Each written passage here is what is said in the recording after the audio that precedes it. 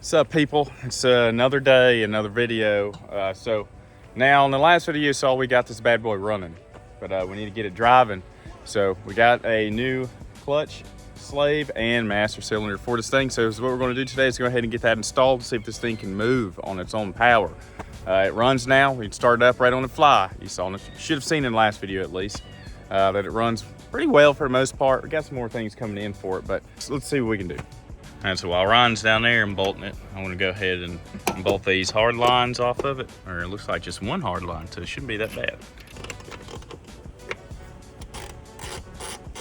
Jesus! What? God dang! What the? What they put this on with? Yeah, maybe a little bit of this will do. Hey, now you can't be singing. It might be copyrighted. What? What? Might be what? Copyrighted.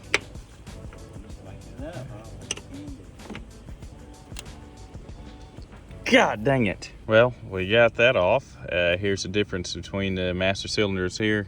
Here's the old one. Kind of crap. There's fluid in here, but nothing's coming out of it. That's not what you want.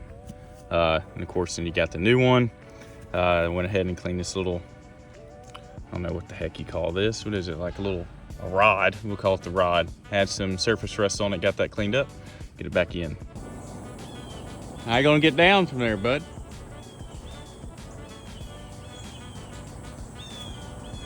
Oh, you're figuring it out. There you go. There you go. Good. Put the brakes on. Right on, brother man. Right on, kitty. Woo woo. So I wasn't going to post this or add this to the video, but this is the original master cylinder for the clutch. Unfortunately, the one Ryan ordered is not the right one. It's not his fault. The listing is actually just incorrect. So the deal is with that, you'd see in there, I didn't notice it. This piece here was actually at an angle like that, so we couldn't put it in. Well, I don't know, after rebuilding my steering rack, it was like, well, you can't be too much to rebuild on these, so I decided to take it out. And there's like a spring with a seal, and there's like a little piston with another seal on it. So I was able to get it out, and I'm cleaning everything up, and surprisingly enough, the seals are good. So I'm just gonna clean this up and see if we can make something happen with it. So this is after the wire treatment. So as you see, this is still definitely the old one. There's a little bit of rust in there I have not cleaned out yet. But it's all nice and cleaned up. You can see inside the piston, I got a little bit more work to do. Well, not the piston, but the freaking whatever you want to call that thing. But anyway, it's coming together. So I wouldn't be wasting all this time if I knew it didn't work. I've already tested it. Okay, here's a side-by-side comparison. So there's going to be a C-clip in here. You remove that, you're going to have this. This is where the rod goes in. It goes into this hole here, if I can make it focus. And of course, you got this seal here. And then there's supposed to be like a little plastic washer, if you will. I don't really know. I just dropped it. Good luck, I'll just have to make another one. Okay, actually, I ended up finding it on the ground. So this here, that little plastic piece goes in between this seal and you got the spring. So it's what I had to do on here. I just basically cleaned everything up, got the rust off of it, corrosion, if you will, and took the spring, which is basically compressed like this much, and just stretched it all out. So it's pretty straightforward. So this is a prime example. You can pretty much do anything. If you're on a budget, you can rebuild these more likely. If the seals are good, you can do this, no problem. I do believe they make little rebuild kits, but if you don't want to spend any money, just take the sucker apart, clean it up, and yeah, it'll work. It's kind of hard to tell, but you just have to take my word for it. The inside is all nice and clean now on the cylinder. Is what I did. This is 1500 grit sandpaper, okay? With water and all that, but I use electrical tape to go ahead and tape it to hold it. Just kind of left it like a little flap wheel, you know what I mean? And just ripped it like that for a while. That's it.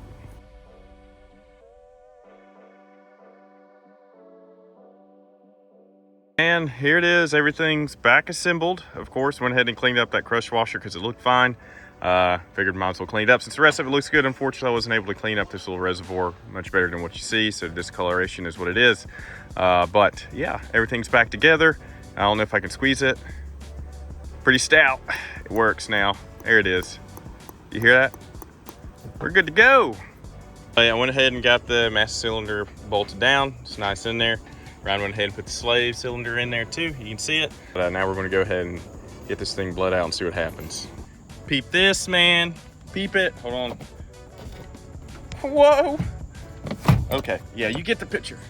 Jesus, it freaking worked, man. All right, we're gonna see if this sucker moves under its own power now. This is a first attempt, you know, whatever. In gear? That's a start. Holy crap. It just moved. Nice. Well, pumping and brakes, we have not bled that yet. Any brake lights at all? Okay. Doubt it. I think the switch is clean. No, no lights, no nothing.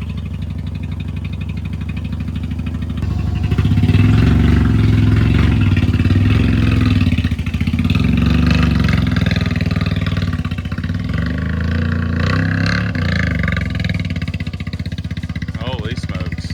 There it goes.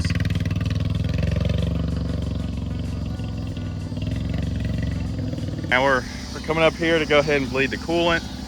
How was it coming up here? A little slippy? Probably, yeah. Just need to burn some of the... I guarantee. Oh yeah. That's pretty much normal for any car that sits for a while. My 240 was like that. I'm pretty sure my Miata, one of them was like that as well. If it sits, you want to get some surface rust on it, and you just got to burn it off and it'll be fine. But yeah, now we're just going to go ahead and get her bled up. Oh, need it. All right.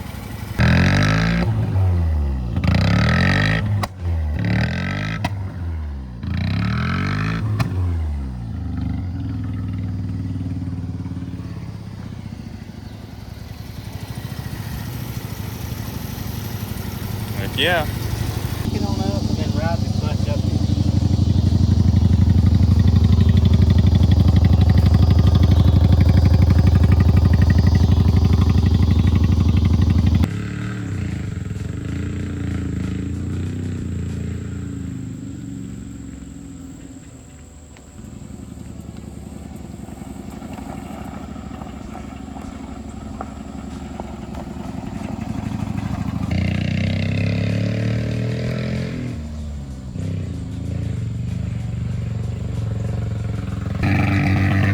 That's what all the rotors sound like. Well, all two. Heck yeah, boy.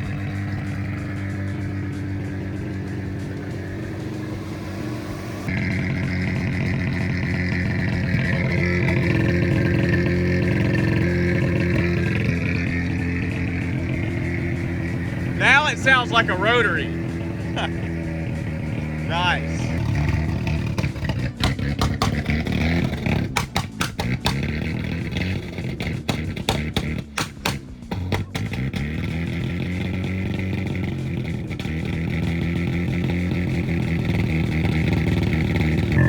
All right, here it is, idling on 2 cylinders. We still got a little bit of kinks to work out, but I keep saying cylinders, but rotors.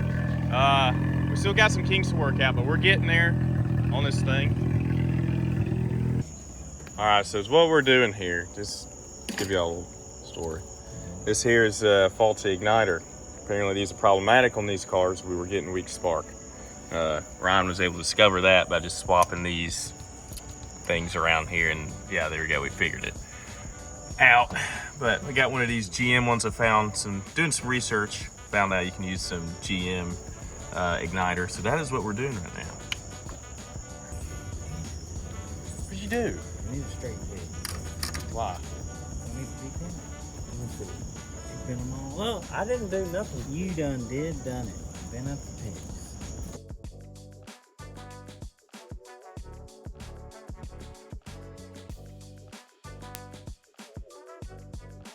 No, I didn't. I put it hand tight just like you put it hand tight.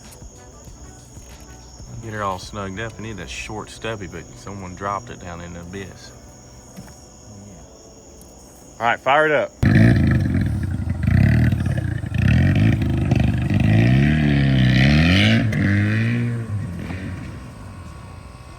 You almost got it.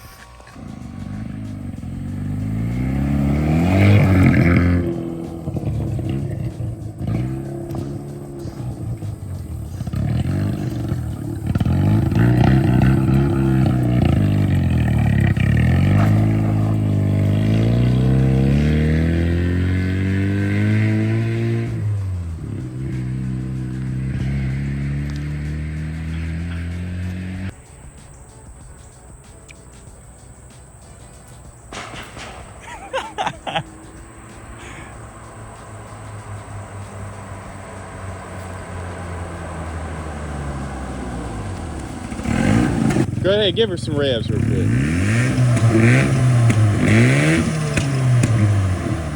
Oh, nice.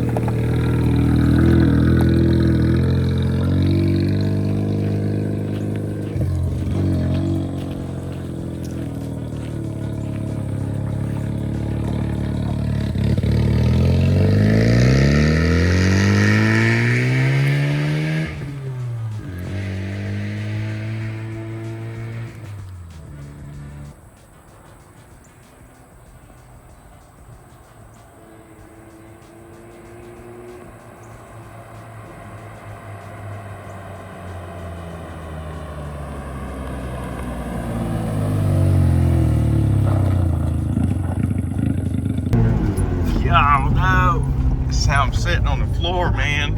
It hurts my butt. Oh God. Is it even out? See the door swing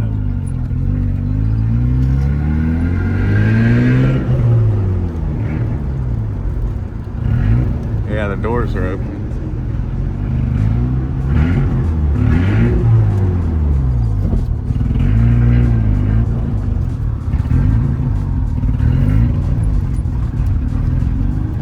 Worst case, we can just...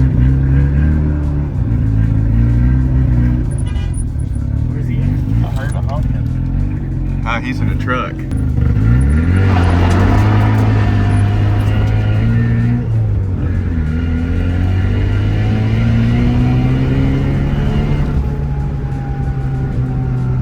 Told you wouldn't be able to do it. All right, guys. So for the first time in, I don't know, I can't keep up with this anymore, like 16 years or so, this thing finally touched pavement on its own power. That was freaking wild, to say the least. We got a few kinks to work out mostly. It's just our return to idle. So if you hear it wanting to die, it's because, it will idle, but it idles really low. And sometimes if you don't catch it or slow it down, it'll just fall on its face, and then you got to start it all back up again.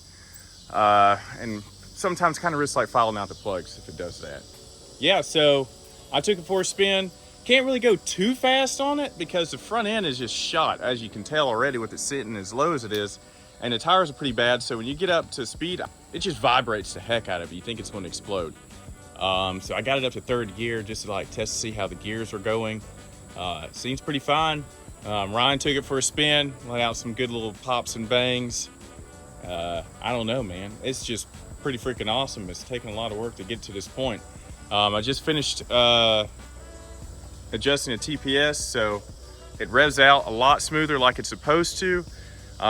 We just got to address the return to idle situation, and of course we're going to go ahead and get some plug wires. I think Ryan said he ordered some. I did order the plug wires. Okay, so Ryan, It's shocking me, so I'd say yeah, because as you can see, we got this fancy electrical tape right now. I'm sure those are not for this. Because Ford or something. if you look, like, you're not going all the way down. They don't hear either. And they don't. But this one does. Random. Yeah, so that's the only one. It's mix and match wires, so we don't think they're the original ones. But there's some maintenance stuff we got to address anyway. Anything you want to add, Ron? Stay tuned. All right, like I said, stay tuned. So with that being said, peeps, if you made it this far, I appreciate it. Like I said, there's more coming on this thing. We got a lot of work to do. We're just really trying to get this thing running and driving like it should so we can enjoy it and do the fun stuff. But right now, we got to do the not so fun stuff to make it to the fun stuff. But anyway, like I said, if you made it this far, I appreciate it. And stay tuned. Hope you guys have a good one. Peace.